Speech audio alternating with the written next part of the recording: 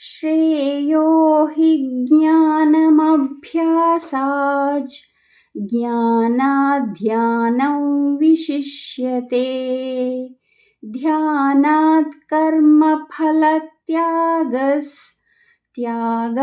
శాంతిరనంతరం. భావము: తత్వమును ఎరుగకనే చేయు అభ్యాసము కంటెను జ్ఞానము శ్రేష్టము. కేవలము పరోక్ష జ్ఞానము కంటెను అనగా శాస్త్ర పాండిత్యము కంటెను పరమేశ్వర స్వరూప ధ్యానము శ్రేష్టము. ధ్యానము కంటెను కర్మఫల త్యాగము మిక్కిలి శ్రేష్టమైనది. ఏలననగా త్యాగము వలన వెంటనే పరమశాంతి లభించును అని శ్రీకృష్ణుడు అర్జునుడికి బోధించెను.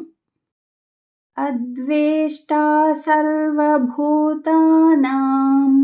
మైత్రః కరుణ ఏవ చ నిర్మమో నిరహంకారస్ సమదుఃఖసుఖః క్షేమీ సంతుష్టః సతతం యోగి యతాత్మా దృఢనిశ్చయః మయ్యర్పితమనో బుద్ధిర్ యో మద్భక్తః స మే ప్రియః.